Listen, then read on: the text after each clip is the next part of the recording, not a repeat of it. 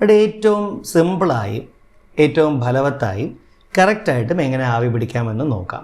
ഒരു പാത്രത്തിൽ നമ്മൾ വെള്ളം എടുത്തു കഴിഞ്ഞാൽ അതൊന്ന് തിളയ്ക്കുന്നത് വരയ്ക്കും കാത്തു നിൽക്കുക. പക്ഷേ വരുന്ന ആവി നിങ്ങളുടെ മുഖം പൊള്ളാൻ പാടില്ലാത്ത രീതിയിൽ ശ്രദ്ധിക്കുക. അതുകൊണ്ട് ഏകദേശം ഒരു അര അടി ദൂരത്തിൽ നിന്ന് വേണം ആവി പിടിക്കാൻ. ആവി പറന്നു പോകാതിരിക്കാനായിട്ട് മുഖത്തിൽ കൂടി നമ്മൾ തോർത്തോ അല്ലെങ്കിൽ ടവലോ ഒന്ന് ഉപയോഗിച്ചിട്ട് അവിടെ നിന്ന് മാത്രം ആവി പിടിക്കുന്നത് സൗകര്യമായിരിക്കും. ഇതിൽ നിന്നൊക്കെ മാറി നമുക്ക് വേപ്പറൈസേഴ്സ് കിട്ടാറുണ്ട്. അത് വെച്ചിട്ട് തന്നെ മുഖത്തിൽ നമുക്ക് നേരിട്ട് ആവി കിട്ടുന്ന സാധ്യതയുള്ളതാണ്. ഈ ആവി പിടിക്കുന്നതിൻ്റെ കൂട്ടത്തിൽ നമുക്ക് എന്തെങ്കിലും മരുന്നുകൾ അതിൽ ചേർക്കാനുണ്ടോ എന്നുള്ളതാണ്.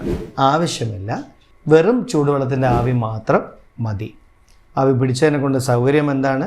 നമുക്ക് മൂക്ക് സാധാരണ അടഞ്ഞിരിക്കുകയാണെങ്കിൽ തുറന്ന് കിട്ടാൻ ഒരു പരിധി വരയ്ക്കും അത് സഹായിക്കും. രണ്ടാമത്, കഫം കൊണ്ട് നിറഞ്ഞിരിക്കുമ്പോൾ ഈ ചൂട് തട്ടുമ്പോൾ ആ കഫം പുറത്തേക്ക് നമുക്കൊന്ന് കളയാനായിട്ട് സഹായിക്കുകയും കൂടി ചെയ്യുന്നു. മാക്സിമം ഒരു 5 മുതൽ ഒരു 6 മിനിറ്റിനുള്ളിൽ തന്നെ ആവി പിടിച്ച് കഴിഞ്ഞിരിക്കണം. കൂടുതൽ നേരം ആവി പിടിക്കുന്നത് മുഖം പൊള്ളിപ്പോകാനോ അത് ഡ്രൈനസ് ഉണ്ടാക്കാൻ, ഉണങ്ങൽ ഉണ്ടാക്കാൻ കൂടുതൽ സാധ്യതയുണ്ട്.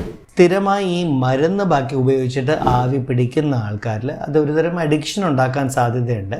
കാരണം ആ മരുന്ന് പിടിക്കുമ്പോൾ ഒരു പ്രത്യേക സുഖം താൽക്കാലികമായി കിട്ടും. പക്ഷെ അതൊരു തരം അഡിക്ഷനാണ്. നമുക്ക് വീണ്ടും വീണ്ടും അത് തന്നെ ബാക്കി ചെയ്യാനുള്ള തോന്നൽ കൂടി അതുണ്ടാക്കും.